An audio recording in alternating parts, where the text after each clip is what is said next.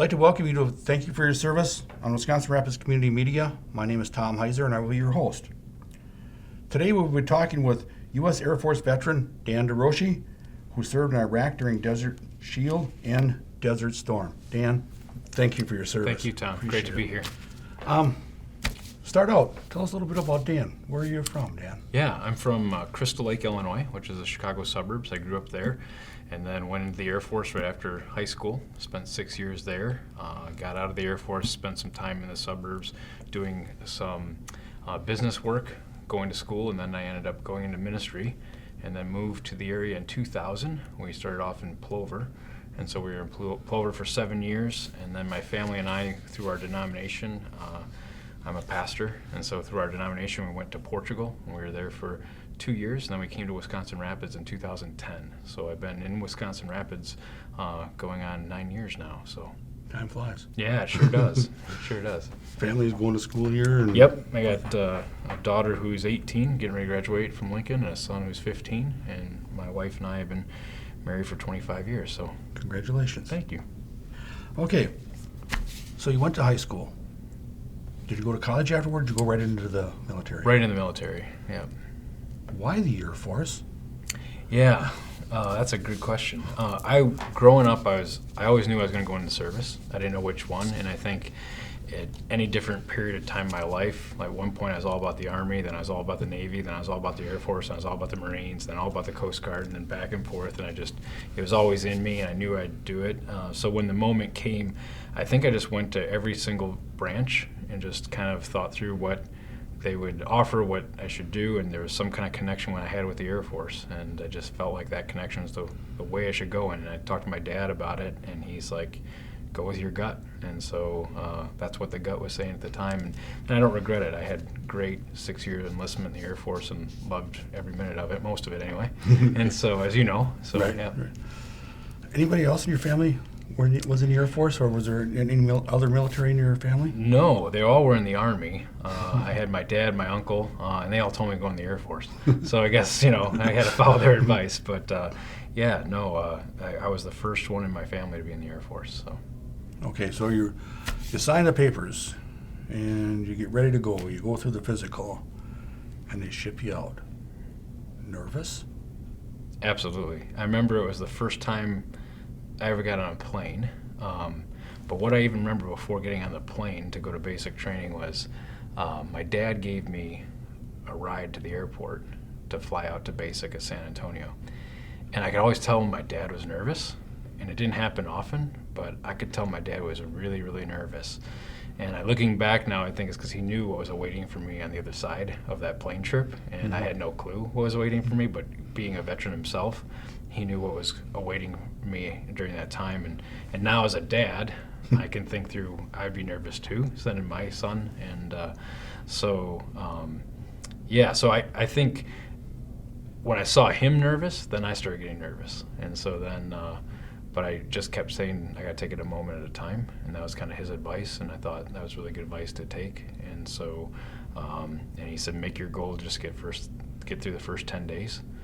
And so I did that, and that kind of helped me get through. So Chicago, you fly from O'Hare San Antonio. to San Antonio. Now you get off the plane in San Antonio. Did you go in with anybody else, or was it just you? No, I went with, there's a group of us. Yeah, Okay. we kind of all met at a certain point. I don't remember what it was called, but some kind of processing point in San Antonio. And I remember there's chairs on both sides of the wall, and we probably had a full bus load that was sitting there waiting. And then it wasn't too long, they came by and said, get on the bus. And then as soon as the bus pulled into Lackland Air Force Base, and the minute we stepped off that bus, it was game on. So, So you weren't alone as such. No. You had a support group, yeah, basically. yeah, we all were going through it together. Okay, I've heard you talk on more than one occasion, and you oftentimes refer back to your military time frame. And you mentioned when you got off the bus, there was a sign that you saw. Yeah, when I stepped off the bus, I looked up and the sign was on the building and it said 3708 BMTS, Basic Military Training Squadron. That was the Air Force's Basic Training Squadron. And it had the logo, which is, I remember it's a bulldog. And then underneath the bulldog it said Mission Ready. And that was kind of the slogan for that Basic Training Squadron, was Mission Ready. And our drill instructor, pounded that into us, mission ready, mission ready. And so, but I've kind of taken it on as a motto for life, as now that I'm in ministry, I feel like I have a real clear mission. As I do chaplaincy work, I have a clear mission. As I'm a father, I have a clear mission, and I try to always be ready for my mission and stay mission ready, and in a moment's notice be able to fulfill what I need to do. But the basic military training purpose was to get us ready to defend our country. That was our mission. And so how are they going to make sure by the end of this time that we are indeed mission ready? But I found it has lots of applications. You mentioned you're a little bit nervous, and you mentioned the DI, the drill instructor. Now, nervous multiplied? Yeah. Because now they're talking, gentlemen, please get off the bus. Exactly. They're so kind. Yeah, and for the Air Force friends out there, they're going to call in and correct me. I just remembered it's TI, and the Air Force's training instructor. I'm sorry. So, no, I said TI. So, but drill instructor, yeah, it's training instructor. Yeah, and I remember, yeah, it was, like I said, it was game on the minute they were waiting for us, and they were sitting there, and that's where I met Tech Sergeant Schick, Technical Sergeant Steve Schick, and Staff Sergeant John Broder. And I think most vets always remember their instructors' names, and I will never forget Sergeant Schick and Sergeant Broder. And so they were there waiting for us and welcomed us warmly, as most vets will be able to tell you. But yeah, it's interesting now because as a pastor, there's a couple people I know.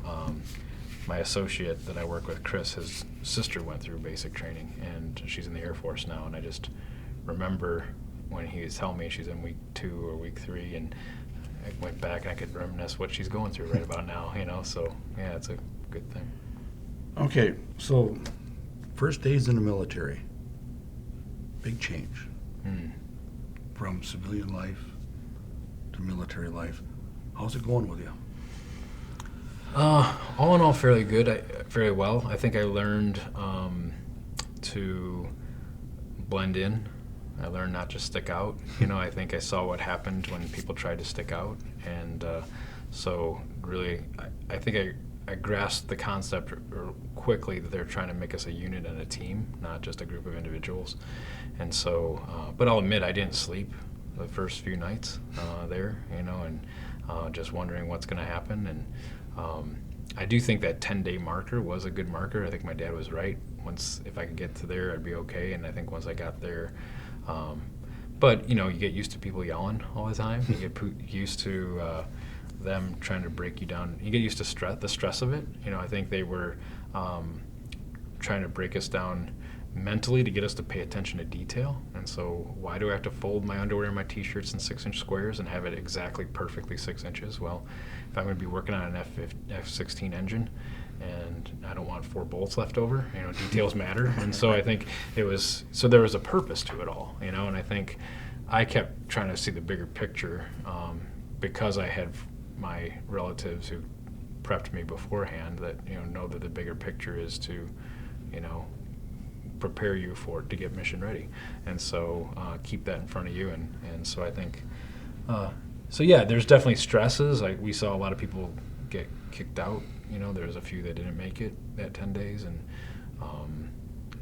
so it was definitely stressful during basic. And I remember the days were really, really long, but when you got out of it, I looked back and it seemed short. It seems short now, looking back on it.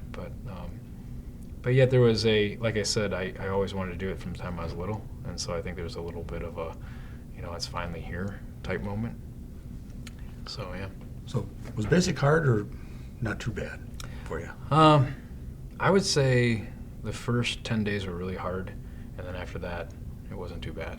I think, I don't know if it was basic that changed or me, so it's hard to tell that. But yeah, when I look back on it, definitely wasn't easy, I'd say. So I say, yeah, it was hard, but I think it had stages to it. And the TIs didn't seem as tough as they did the first 10 days. Exactly. So yeah. they've got Yep. Okay. And it was kind of cool by the end of it at graduation. Our TIs anyway, came up and congratulated us and talked to us like we were peers at their level at that point after we graduated, and while we were waiting around with family and that kind of thing. And so I think that was neat to see that happen, and then you really felt like you accomplished something. So now you're graduating from basic. Mm-hmm. And what did you sign up to get into after basic as far as your advanced training? Yeah. My specialty was an aerospace ground equipment mechanic, or an age mechanic. And so what we did is we were in charge of the equipment that there were different power units and generators and heaters and air conditioners and lights that would plug into the aircrafts when they're stationed on the flight line. And so when we wanted to light them up for repairs at night, we had to bring in a light cart. When we wanted to heat them, we'd bring in a heater, cool them, bring in an air conditioner. Also, if we wanted to do the power systems, we had a generator, so we weren't using the aircraft batteries. We were running off the generators, so all of these were on wheels that you pulled up with a Jeep and hooked up to the plane so they could work on it. And the biggest thing we use is there's an auxiliary power unit, an APU, that is a small jet engine.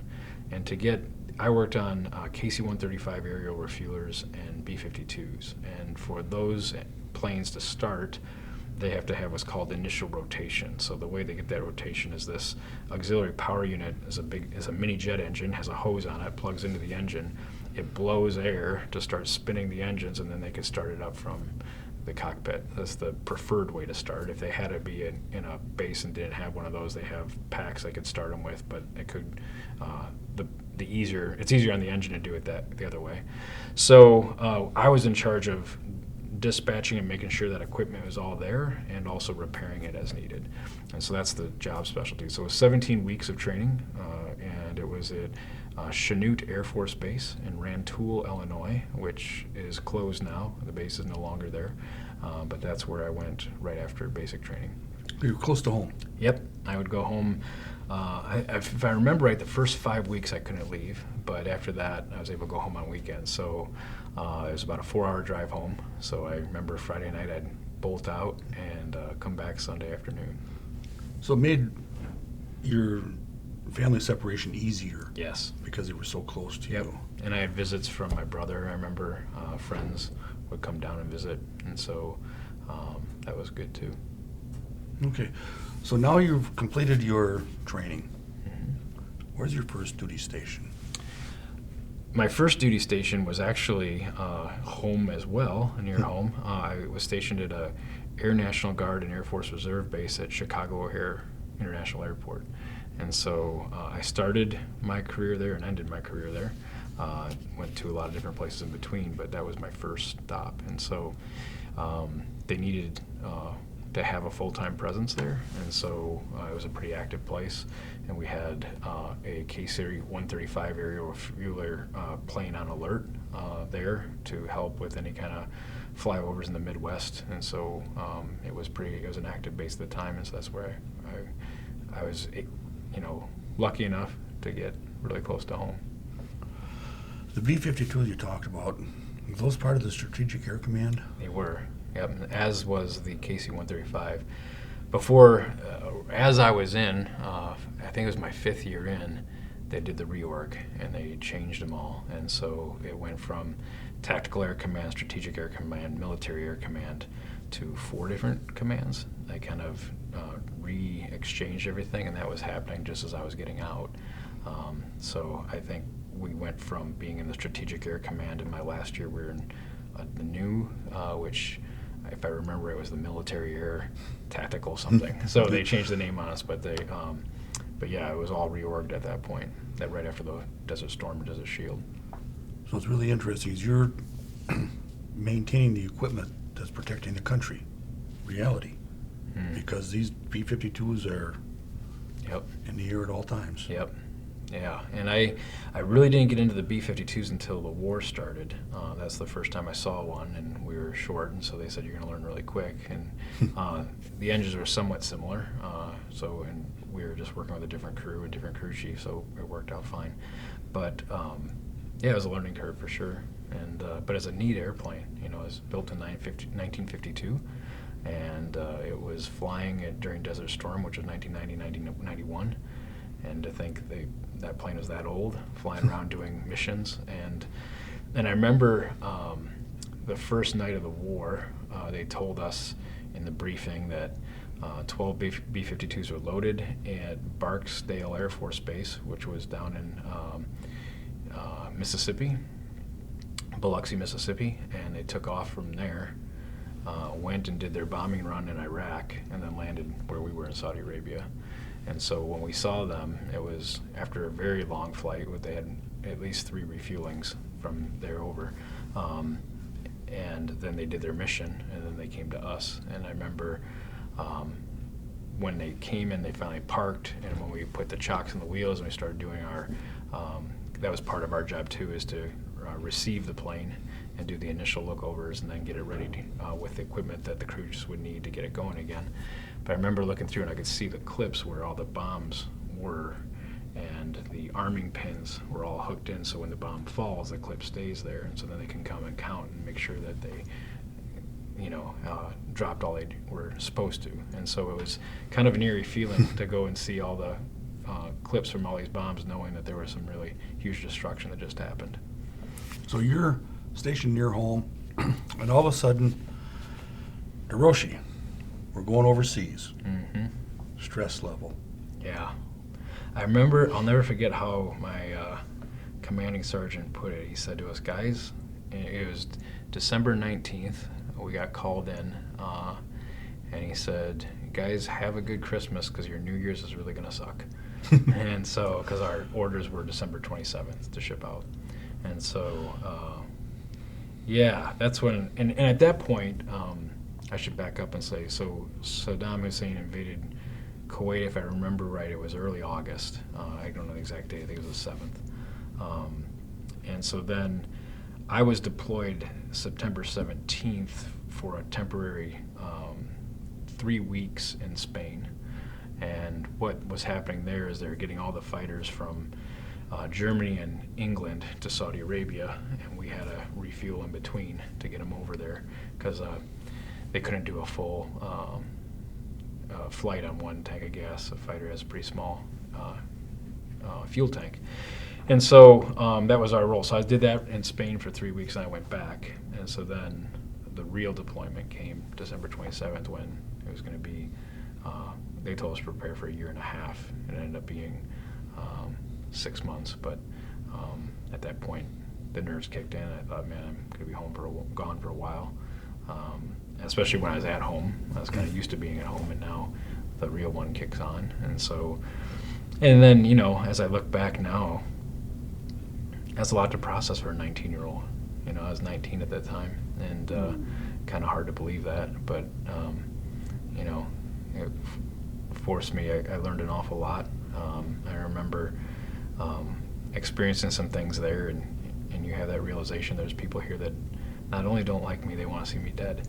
And I think that's a sobering thought for a 19-year-old who, had a great life growing up and, was very safe and never had to face that. I think nowadays kids who are even younger than that face things that are harder. But for me, it was kind of a real time to grow up. You're infallible. Yeah. You're 19. Yeah, exactly right, yeah. Yeah, so now to have that and see other fellow 19-year-olds go through things. We had a terrorist attack in our base area where we were in Saudi Arabia, and I actually had that night, I got a scar right here as my marker. I cut my finger open on a pinto hook as a Jeep was backing up to hook up to one of these generators.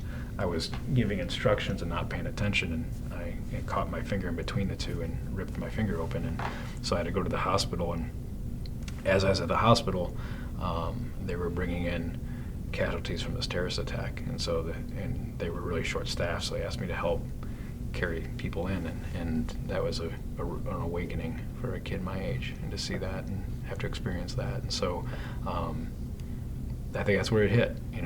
The infallibility thing fell apart at that moment, and so yeah, it was there was a lot of changing in my life happening at that point in time. A lot of growing up. Yeah, absolutely. So you get on the plane, you're ready to head over to Saudi Arabia. How was the flight over there? Everybody was really fired up or really laid back? I think it was long, so we had we had to do some refueling to get there, so we had to go up north and refuel some planes and come back, so it was like a 22-hour flight, I think. So it was pretty long. It was crowded. We had a lot more stuff than we normally would have I've gone on kind of the aerial refueling flights before. It was interesting because we all kind of were scared, but we never talked about it. We kind of were just trying to distract each other and goof around, and so we try to sleep a lot, but it's loud and cold, and so you don't sleep really well. But you could feel the tension, you could feel the nervousness. At that point, it was a long time since America had been to war, between Vietnam and Desert Storm, and so I think a lot of us just knew stories of some people we knew who went through Vietnam, and we thought, okay, is that what we're going through? Is that what we're waiting for? Is that what's going to face us? Mm-hmm. But you have no frame of reference, so you're really kind of going into the unknown. But so yeah, I'd say it was kind of intense, but I think we were all trying to distract ourselves. So when did you go overseas? I went overseas December 27th of 1990, and that's when my deployment started for the war. The war kicked off January 17th, 1991. So I was there about 2 or 3 weeks before the war started. And so then I was in Saudi Arabia for 4 months as the war was going on. And then once the ground war started, which was February, then my role changed a little bit. And then the last 4 months I was in a country called United Arab Emirates. I got moved up a little bit closer as the forces were kind of going more into Iraq. And so then I was working with some planes over there. So you fly over, you land, you step off the plane. What am I doing here? Yeah. Well, it's interesting because we kind of have an unwritten rule on the KC-135s, especially a long trip like that. You can go number 1, but you have to hold number 2 as long as you can because it makes things miserable. Mm-hmm. So by the time we land, everyone's looking for a bathroom. And so I remember we ran in, and we landed in the Saudi airport in Jeddah. It was a town that's right on the Red Sea. And it's a huge airport because the Muslims use it on their pilgrimage to Mecca. They have to go through Jeddah as kind of a cleansing point to Mecca. So it's a huge airport and it became kind of a U.S. base of operations. And I remember the Saudi Arabian government saying this is the first time that somebody who is not a Muslim was at this airport site, and they had tons of us there. I mean, that's kind of like our main base. But I remember getting off and running to the bathroom and opening the stall door and seeing a squatter, and not what we're familiar with. And we all kind of said, you have to be kidding me, and the guys who've been in country for a while started laughing and said, you'll get used to it, and so all sorts of changes that happened the minute we got off that plane, and so so that was, and I remember it was night, and I remember thinking the desert's going to be really hot, and it was cold, it just felt cold at night, and I worked night shifts there, and what we found is probably like a desert climate here, in Arizona or something like that, that you could be 113 a day, but the minute that sun goes down, that desert doesn't hold any heat, and so if you drop from 113 to 70, it feels cold. And so there's pictures of us all bundled up, and my friends would always say, man, you look like it's winter like it is here, and I said, yeah, you don't understand, it's not that hot during the day or during the night. Complete drop off. Yeah. Okay, so you're over there, and you're in Saudi Arabia, and you're getting things set up. What were your living conditions like at the base that you're at now? Yeah, and Saudi Arabia was a lot different than my other one. Saudi Arabia, when we landed there, we were actually at a hotel. It was let me back up. There were different our squadron was all split. So when we got off the plane, a lot of us went different places. They said, you're here, you're here, you're here. They had a few compounds in town that Lockheed, the company that makes airplanes, had a business in Saudi Arabia, and they had compounds where they would house their employees. They sent all their employees home, and we took over the Lockheed compound. There was like 4 or 5 of them there, but they were all full. And when I got there, I was lucky enough to be put in as I'll tell the story, it'll change quick, to be put in a 5-star hotel, all marble floors. I was in a room with one other guy, and we had 4 bedrooms, and it was just he and I. So it sounds like a government operation, because then I went to the Armasca compound, which is for Lockheed, and there was a 10 by 12 school room that they used for the kids that were from the family members there, and they had 13 guys, like back to back, wall to wall. And here I got this huge hotel palace to myself. And I'll never forget, my cousin deployed with me. He was in the Air Force. And so we connected, and I said, why don't you come see me? I'm at this hotel. And so he said, all right. And so he got a ride over, and he was in one of these compounds, like all packed in. And so he came to the door, and so I wanted to mess with him a little bit. So I put on one of their bathrobes that they had there, and I opened the door, and I said, oh, welcome to my pad.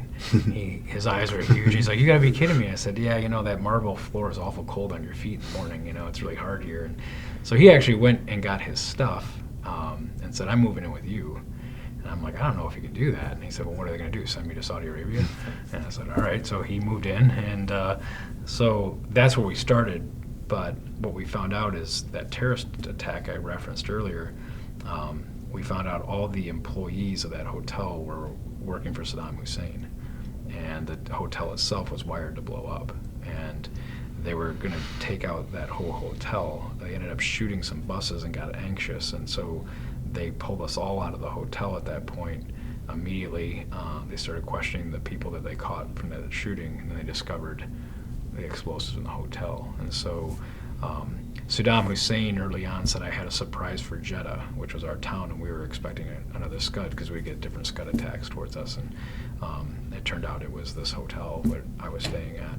And so that was another growing up moment when you realize that the people that were working that hotel became friends with us. And then I found out our friends were our enemies, and we didn't even realize that.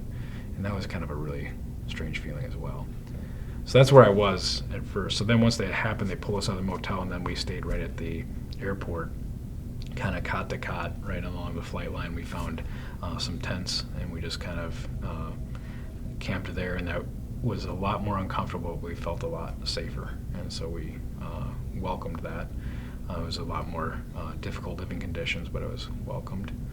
And then when I went to United Arab Emirates, I was right in the middle of the desert in what was called Tent City. So we had tents all over the place, and there was a tent chapel. I'd go to church. There was a tent movie theater where if we had time, we could go to a movie. There was all our mess tent was a big mess tent. Hospitals, everything was in a tent. And so wooden floors that were laid down, piped in air conditioner outside that worked every now and then. And so, but that was kind of what we had. So you're talking about like security at these places. You talk about the Scud missiles. You have security around you, but Scud's coming from above. Yeah. I remember when the Scuds alert would go off, we'd have to hit the bunkers. And so we had these bunkers alongside of the flight line that we would go into. And I remember drills, what we thought, we would be used to drills, but they weren't drills, they were real. And so we'd be in there until we would hear, we fell in love with Patriot missiles that the Army had, because they saved our bacon a number of times, because they would take those Scuds out as they were coming over. And so the first few times we were really nervous, and then we almost kind of took it for granted that, the Army has our back and those Patriot missiles will take out those Scuds. We have to sit in here and wait till that happens. And that's kind of how it became. We just had so much confidence because of what happened before that there's no way one will get past them. And one never did. And so I gotta say that they were, every time there was a Scud coming our way, it always did get taken out. And so that was something to be thankful for.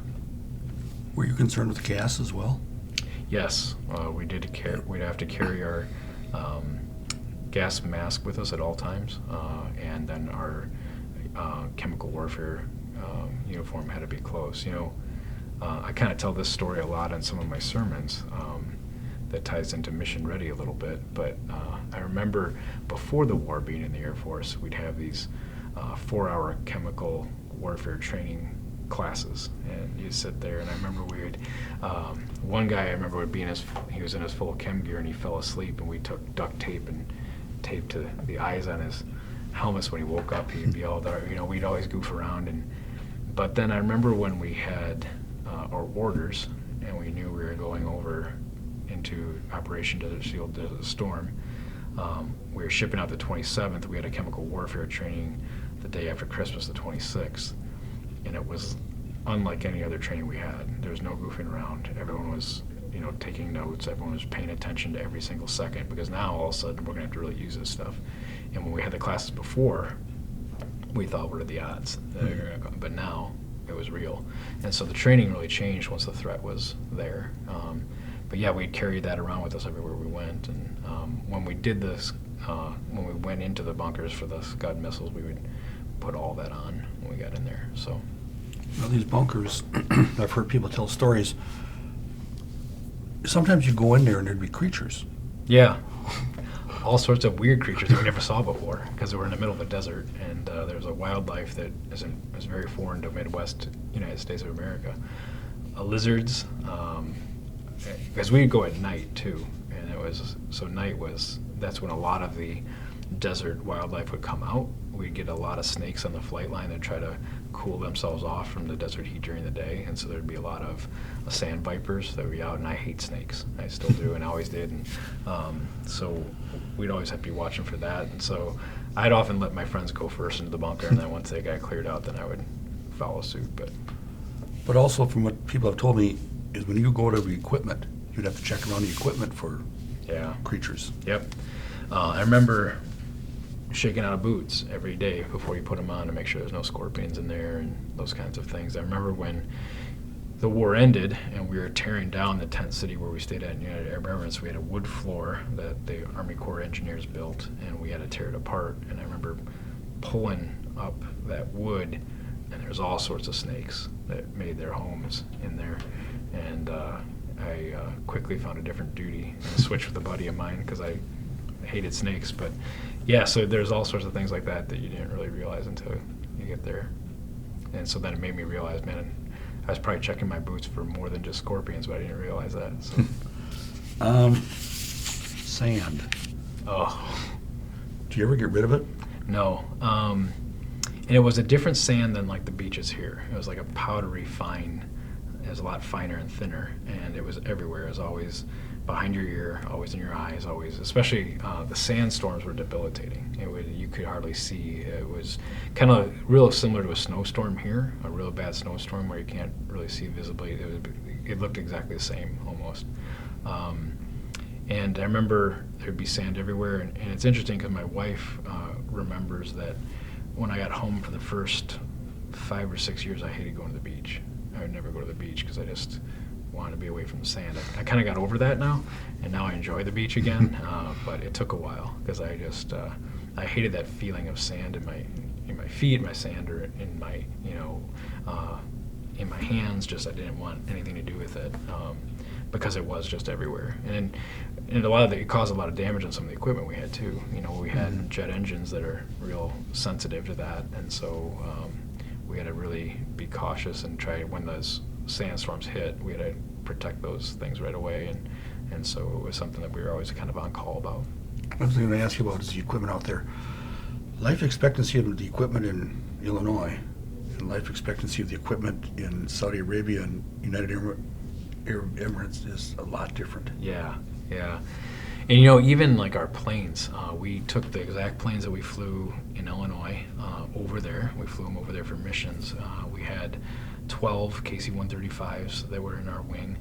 And what we flew in a year in Illinois, we flew in 2 weeks over there in terms of hours during Desert Storm, Desert Shield. And so we pushed those planes to the limit. And those planes were built in 1957. And this was 1991, early 1991. So everything had a new stress level to it, equipment, planes, personnel, so it was kind of like we're all in that together in a way. But yeah, for sure. So, your off time, did you travel around at all, or did you pretty much stay on the base, or did you get to see a little bit of the countryside? We did. As I said, I got there just in the end of December. The war started the 17th. Before the war started, we were able to go in downtown Jeddah, Saudi Arabia, move around. Once the war started, that all ended. So, but that period beforehand, we went downtown to this town, Jeddah, Saudi Arabia, and it's a beautiful town. They sold a lot of gold there. There's all these gold shops. I remember that. I remember it was right on the Red Sea, and so you'd walk, and it'd be kind of this very modern. I wasn't expecting that. I remember expecting kind of this, when I heard Saudi Arabia in my head, I kind of went to, tents and just different images that weren't true. It was a very modern, very clean city. It was very beautiful. The Red Sea was gorgeous. The people were friendly. My counterparts in the Saudi Arabian Air Force, they were with us. They were our allies, and so the same job in the Saudi Arabian Air Force and us worked together. We were right in the same base area, and they were helping us kind of with translation and doing different things, and we became very close friends. And I remember going there, and I had this image of this Muslim that is going to be out to kill everybody, and they rewrote that definition. I realized these people are just like me, and so there was a companionship that developed quickly and a friendship that developed quickly.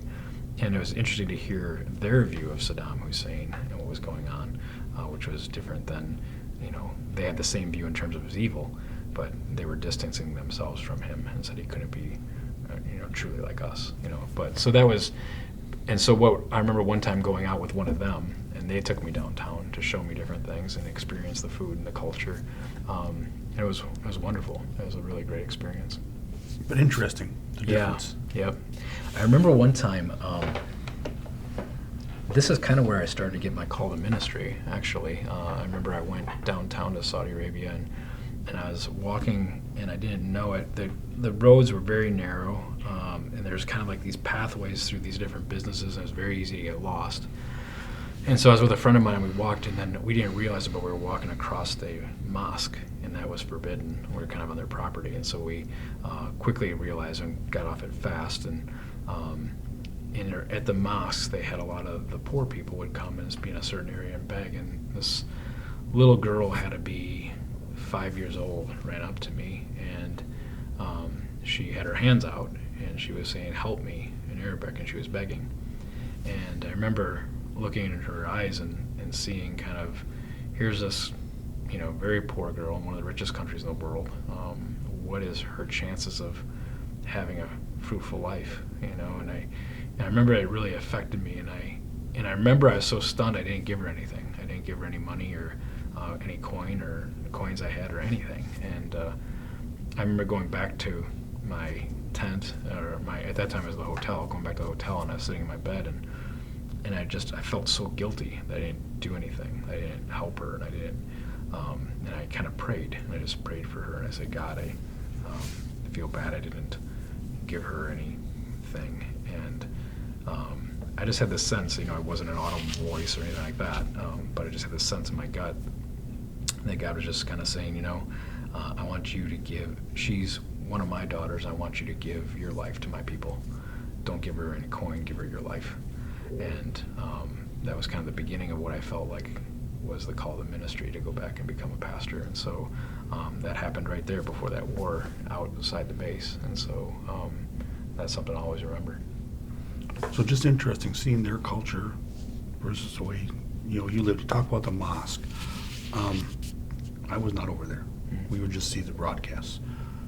You'd hear the call to prayer a lot. 5 times a day, yeah. 5 times a day, and no matter how close you were, or far away from the mosque you were, you'd still hear that. Yeah. Even today, if I'm in a movie and they have the prayer call, I go back right there. It just is something that is daily. The 5 a.m. one was the one that I would go to bed to because I work nights, and so that would be like the last thing I'd hear before I went to sleep. And then usually I think it was like 10 a.m. one that would wake me up, and I'd have to roll over and go back to bed. So yeah, you couldn't get away from that. You know, it wasn't something you could shut off. It just was. It just became part of the noise of the day, and but it was always there for sure, and never stopped. Okay, you're 19, 20 years old over there. Mm-hmm. Contact with home. Mm-hmm. Homesick? Yeah, for sure. And I remember using the phone and calling collect. We didn't have internet then, or there was, very primitive. We definitely didn't have email, I remember. So we wrote a lot of letters. We received a lot of letters. I remember calling collect home to my dad, calling collect home to my mom, and them saying it was a lot of money. And so we kept our phone calls really short. I maybe did it twice, something like that. And that was just before the war. Once the war started, we weren't able to make any calls home. We did make some calls home after the war. Out at that tent city place, they had a phone center that was set up that we could make some calls home. So a lot of it was letter writing, though. I remember I really wrote a lot of letters and looked forward to those letters quite a bit. Tell me about the mailbags. Yeah. This Sunday I told a story in my sermon about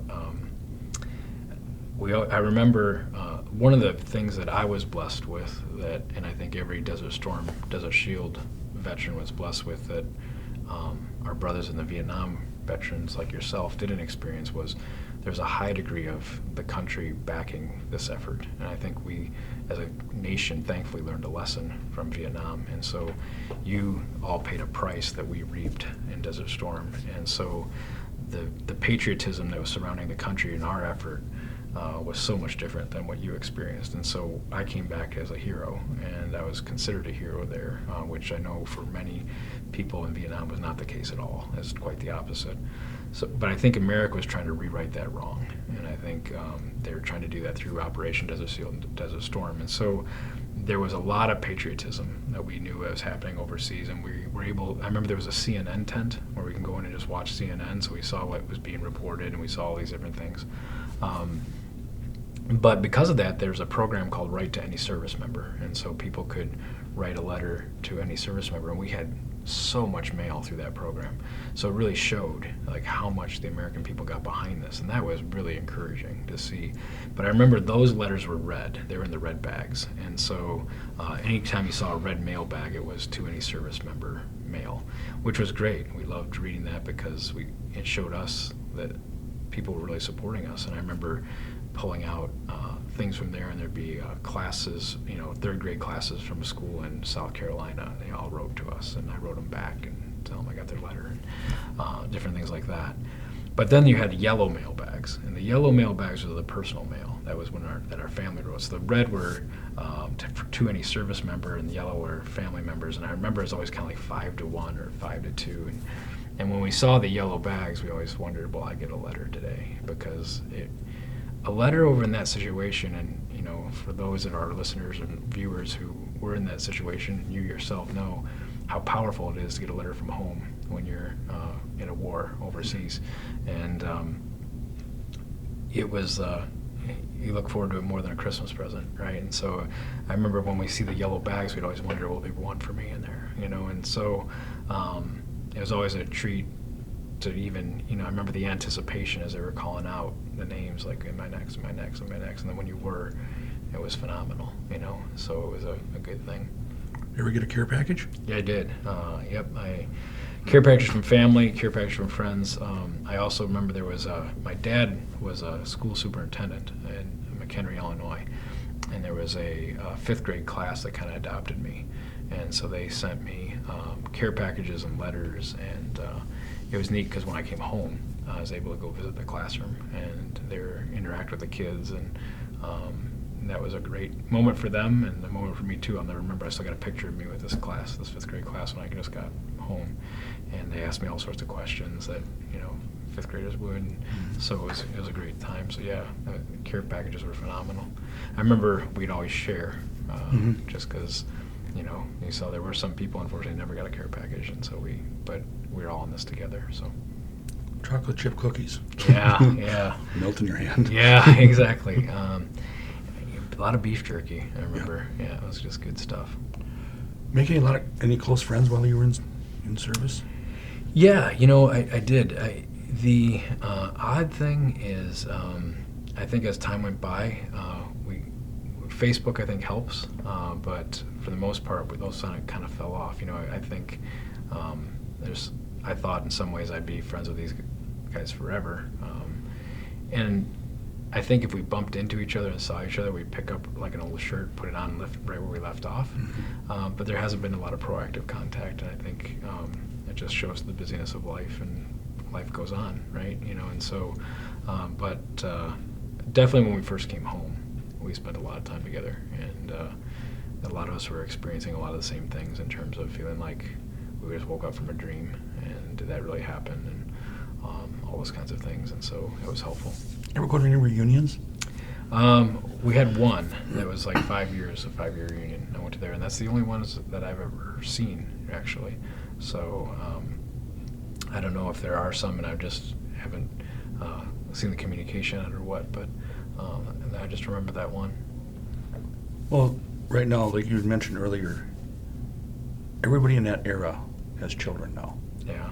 And so involved with the different events with the children. It's hard to get out of that. Yeah, absolutely. Because you've got a child graduating, Yep. another one that's going to be driving. Yep. Exactly right. And so you're... Yeah, and I think we get absorbed in those things, But like I said, I think if we saw each other, we'd pick up right where we left off, for sure. Well, the one nice thing is my cousin and I have stayed connected because he was there with me, and so that is one relationship that has stayed there and is talked about. And I remember this last Veterans Day, there was a picture that made it on Facebook to our family, and they were sharing it around. It was my cousin and I outside our tent in Tent City in United Arab Emirates, and as two 19-year-olds, and so there's a lot of Facebook messages going on back and forth with family members about that picture, and so my cousin and I are both able to chime in, and so it was kind of neat. Did you try a lot of the local food?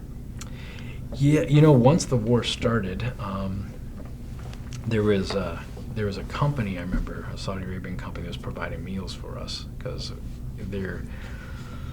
when the beginning of the war happened, there was so many U.S. personnel there that even the U.S. personnel couldn't keep up with how many were there, so they had to do a lot of contracting out. And I remember there was a meal company from Saudi Arabia that was providing us lunch, and one time over 1,000 guys had food poisoning from something that was given.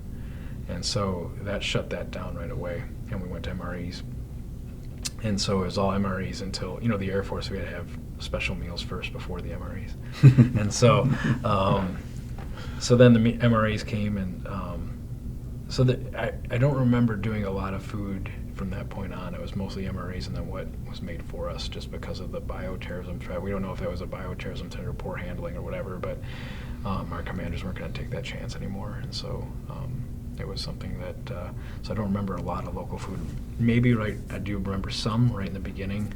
I thought was great. It's very spicy, and I'm a spicy guy. I like hot food, and so it was good. But I think I remember tea. There was a lot of tea. We had, even with our counterparts in Saudi Arabia, they'd always have tea with us every night. They'd make us tea, and it's some of the best tea I ever had in my life. I'm not a tea person, but it was really good. So those are some of the things I remember food-wise. But one of the things you mentioned is a lot of people got sick. The Middle East doesn't have the same quality of standards of food inspection. Correct. So that could have been something that the average civilian or whatever person over there would have eaten normally, but our systems were not accustomed to that. Yep. I remember it took a few days for them to shift over, before we realized what was going on. So we heard some people were getting sick, but those meals kept coming. And I remember there was some sort of it looked like a coleslaw, but it was something you could tell was probably out for a while. And I remember Tennessee Roger, this guy from Tennessee named Roger, we called him Tennessee Roger, and he looked at that and he said, "Homemade poison," and he just threw it right in the trash. And I was like, man, I'm gonna do the same thing. I follow suit. So yeah, it's odd the things you remember. Oh yeah. So you're over there, and you're homesick. You're getting the letters and stuff like that, and your friends are the ones that are working right next to you. And it's just interesting to see that friendship, that bond. And you had mentioned if you saw somebody again, the conversation would pick right up. And that's such a unique thing to people in service. Yeah. Class reunions are one thing, military reunions are the other. Yeah. Did you go to a USO show? There was one. I do remember a USO. It was right when the war ended, and they had a huge cookout, and they actually had lobster brought in, and it was a gift from somehow President George Bush, George H.W. Bush at the time. He had it. He made it happen somehow for the areas where they could, and so they brought in lobster, and it was amazing. And so I remember there was I don't remember the band performing, but I remember there was a band. And so it was a kind of a real, a weight fell off that day, I think, when we realized that, it's over, so. Good memories. The ones that bring a smile to your face. Yeah, I remember a guy, Gerald Williams, who is from the south side of Chicago. I remember we were getting ready to launch a plane, and he was in the Jeep that pulled those units up I talked about. And we hooked the unit up, and we were kind of giving him the signal to pull away.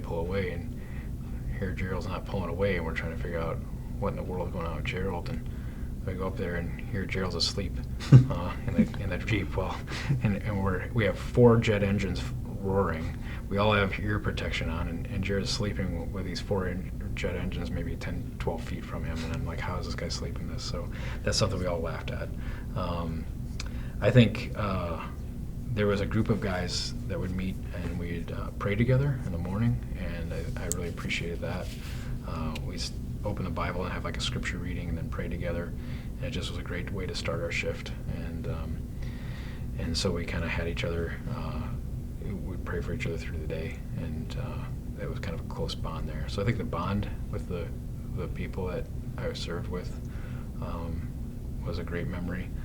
There was just this cause that we were doing something good, that we were really helping put back this person that tried to take this country called Kuwait and make it his own, and that we were saying, no, that's not going to happen here. And different people get into the causes of why we were there and I just was mission ready and following my orders. And I think there was just something that felt right about that, noble about that. So I think that was great. Well, did you go and leave at all? Come home during? No, not during that time. I think our deployment was so short that we didn't have leave there. Okay, so now the war is over. When I've talked to other veterans, did you guys leave a lot of equipment behind, or did you bring a lot of stuff home with you? Or? Well, it's interesting. They told us if you get everything in, because the KC-135 plane's an aerial refueler, but it's also a cargo plane, and so they said if you get everything in, you don't have to come back and get it. And so these 12 planes, we packed to the gills, and the load masters who were in charge of making sure that load and that weight is all set and calculating, they calculated down to the exact pound because none of us wanted to come back here. So I think they put everything and staged things 3 or 4 times just to make sure we can maximize, and they kind of figured out what's the exact amount we can get on this and still have enough weight to bring fuel on board, because we had to do some refuelings going home and get us all home. And I remember when we were taking off, this plane was packed to the gills, and I remember I had an eye shot as across from our load master, and we were going, and you kind of give an idea of when that plane comes up. You fly it enough that, okay, and I remember we passed that point, and that pilot still had that plane on the ground cruising. I'm waiting to find out when the pavement stops, we start hitting sand, still on the ground. So I looked over at him, I said, I hope your calculations were correct. And he went like this, and right when he did that, the plane came up, and I was like, okay, good. And so I think I remember a funny moment during that time. I looked at the guy next to me, and he looked at me and said, Hail Mary, bullet race. So so once we got up, we said, don't go down. Whatever you do, don't go down until we get home. And so we refueled a couple planes on the way home, and then we landed home. Okay, so you get home, and you shared an interesting story one time. Your working on a plane and you're underneath the dashboard, as you call it. Yeah. Can you share that with us again, please? Yeah. So I was on our flight line, and I was underneath kind of where checking at a spot in the airplane, and you can hear when someone comes up the ladder because it's a metal aluminum ladder, and you hear the footsteps. And I remember in any given time when we were working on it, there may be 3 or 4 of us in there, so you didn't hear it off a lot. But all of a sudden I heard someone come up, I heard another one come up, and another one come up, and I was thinking, man, sounds like a whole party's coming on this airplane. And I was thinking, man, is this taking off somewhere? Is it, what's going on? Is there a crew coming on board plus? And then more, and the footsteps just kept going. And so I was trying to get out from underneath to kind of see what was going on, and then I heard a really familiar voice say, "Good morning, young man. How are you doing today?" And then I was thinking, where did I hear that voice before? And I come out and I look, and it's President George H.W. Bush, and he this was in Chicago, and he was flying into Chicago for some campaign speech or some kind of speech he had to do. And we were told that when the motorcade went by our plane, he saw that there were some servicemen working on this plane, and he asked them to stop. And he said, "I'm going to come say hi to the troops." And so coming up the steps was him plus his Secret Service, and he was the youngest fighter pilot to be shot in World War II, shot down in World War II, and so he was a veteran, and so he was a pilot, and so he sat in the pilot seat, and I sat across from him in the co-pilot seat, and we had just a great little conversation. It wasn't long, and I remember I said to him, "Sir, why don't you take us up for a little spin?" And he looked at me and he shook his head and he said, "You have no idea how much I'd rather do that than go do what I have to do right now." And but very personal, very kind. Wanted to take the time and told us he appreciated us and everything we did, and it was a moment I'll never forget. And so then he went on, and the whole motorcade followed suit, and off he went. And I remember going back and watching him give the speech at this hotel in Chicago on TV, and thinking we were just talking to him in that airplane a little while ago. So it was kind of neat. Something you always remember. Yeah, absolutely. Okay, up to modern times, up to today. Crossview Church, senior pastor. Heroes Cafe is located there. Yeah. How did that all come into play? Yeah, Bill Hack, runs Heroes Cafe, one time he just called me on the phone, introduced himself, and I really didn't know who he was, and he said, "I was wondering if I could stop by and ask you some questions." And I said, "Sure." And so he came by, and everyone who knows Bill knows what a great guy he is, and we kind of hit it off right away, and he told me that they were looking for a place for the cafe, that they kind of outgrew their current location. They're grateful for what they had at the current location, but there's too many vets coming, and it just seemed cramped and it wasn't working well, and it was wondering if Crossview would be willing to host it and have it at our church. And we as a church are committed to our community. We love the city of Wisconsin Rapids. We love the community that's there, and we always want to come alongside our community and support it the best way we can. And so I said, absolutely, we'd love to do that. And so it has to be 4 years, I think now, maybe something like that, where it's been meeting there, and we love it. We love having the vets there on Wednesday. I wish I could get down there more often than I do. I don't get down there as often near as I like. Wednesday's kind of my big sermon prep day, and I find if it disappears, I'm crunching towards the end of the week and having the Saturday night panic, which I try to avoid. So, but yeah, we love having it there, and we love seeing all the vets coming in and having that time. Interesting compliment the church received a while back in reference to the Heroes Cafe. Yeah. Can you share that with us, because it's unique? Yeah, there was I went down there and grabbed some coffee one of the times, and I was talking with some people, and they had a bunch of veteran administration people there, and so they had some veterans administration people that were talking about programs for vets, and they were kind of promoting them. And once their presentation was done, everyone kind of went back to mingling, and one of the people who works for the VA came up to me and asked me if I was the pastor of the church there. I said, yeah. He's like, "Do you have a second? I'd like to talk to you." And I said, "Sure."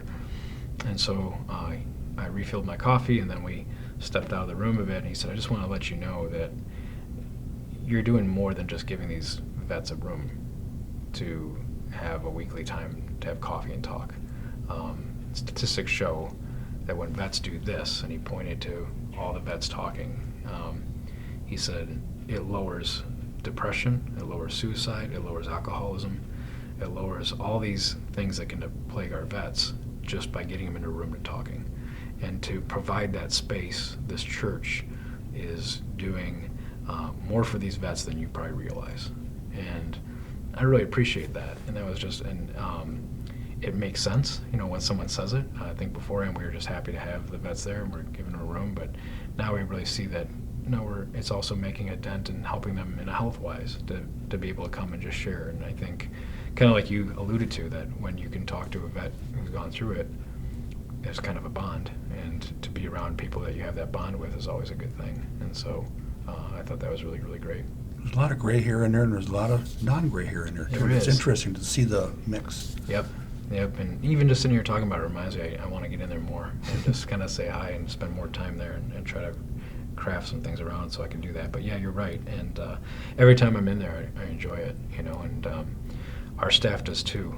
Our church staff that works there, they'll come in different programs. When the high school singers are there for Christmas, they'll invite us all in, and we always get the leftover donuts on Wednesday, so that's always good. But yeah, we really enjoy having Heroes Cafe there, and if we hope it'll continue forever there across here. If we left, we'd be really sad. So we're always working with Bill to say, what do you need and how can we make this continue to work? And as numbers increase or whatever happens, we want to be able to provide a space that can be that space where veterans can come and kind of lean on each other. As a person that goes there, I appreciate it. No, you're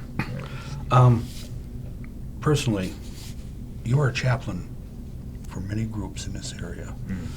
Can you tell us some of the organizations or groups that you chaplain to? Yeah, I was a chaplain for the police department for 4 years, the Wisconsin Rapids Police Department. I just stepped off there just because time-wise I was kind of learning to need to exercise a little more self-care, and because our church was growing and there's lots of things happening there too, and it's pulling my time away, but I love doing that, and I'm always available to those men and women of law enforcement in Wisconsin Rapids Police Department. Even if I'm not an official chaplain, I'll always be a chaplain to them, is the way I look at it, and that's what I told them. And I'm the chaplain for the Wisconsin Rapids Fire Department, and I'm currently also a chaplain for the United States Secret Service. And so that's just kind of getting up and running in terms of training. We were set to go for training on January 27th in Washington, D.C., but it got cut out with the government shutdown, so the training was canceled, so it'll be rescheduled here soon. But after I go through training with that, I'll be assigned to the Chicago and Minneapolis field offices, where I'll go probably once a month and spend a day down there with the Secret Service agents. They really want us to get up and running before the 2020 election, because they said that's when their agents are stressed out the most and could use a friend. And that's kind of how I look at chaplaincy. It's a non-judgmental friend and a listening ear. And so I do it for that. I'm also a chaplain for the Wisconsin Rapids Firefighter Memorial. In town, I really enjoy that. We have the final alarm ceremony every October, and so I do an invocation for that, and host different groups that come in sometimes for that. And I'm involved in helping train chaplains in the Wisconsin area. This June, I'll be teaching a chaplaincy course at the Wisconsin State Fire Chief Association on how to chaplain fire departments.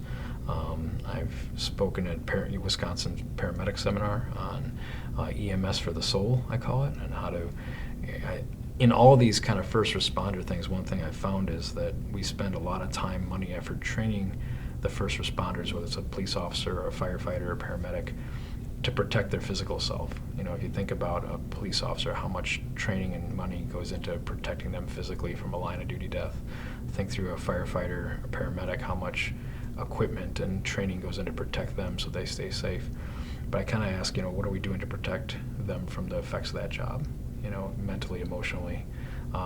There was, in 2009, there was 45 line of duty deaths in law enforcement in the United States. There were 120 that were officers that died by suicide. And so the suicide rates in these professions are climbing, and I think chaplaincy is a key role to come alongside. And it's different than being a pastor. We don't push religion. We don't do that. We are just there for their emotional health and for their well-being, and to be a friend that can kind of talk with them. And so chaplaincy is something I'm passionate about. I think because I had a Air Force chaplain in Desert Storm that had a huge impact on me, and I kind of want to pay that forward and keep going, and I just enjoy it. I really enjoy it. We have amazing police officers and firefighter paramedics in this town, and I'm privileged to be associated with them in a small way. Well, thank you for that. Yeah. Anything else you want to talk about? You know, I just want to say that one of the things I love about our town is we are really veteran focused and veteran friendly. You know, I think just even the Heroes Cafe, but it seems like everywhere we go, we see different veterans groups serving our community and many veterans in our community. And I love that about our community. And I enjoy having friendships with different vets from different wars and different periods. And that's one of the things I love when I go to the Heroes Cafe, is to be able to sit at a table with people who are different ages than me, and we still have that bond, you know, and we can talk about different things and get harassed, and that's a good thing. But Wisconsin Rapids is a veteran-friendly town, and our veterans mean a lot to us. And I think if you'll see that it doesn't take long to see that in many different, almost every kind of social event there is in our city. There's a veteran component to it, and it's not just there for show; it's there because it really means a lot to us, and I think that's great. Mm-hmm. Dan? And thank you for your service, Tom. Thank I you for appreciate your- everything appreciate you're doing. Yeah. Thank you very much for watching, and if you get a chance and an opportunity, say thank you for your service to a veteran or a family member that is a veteran also. Thank you very much for watching.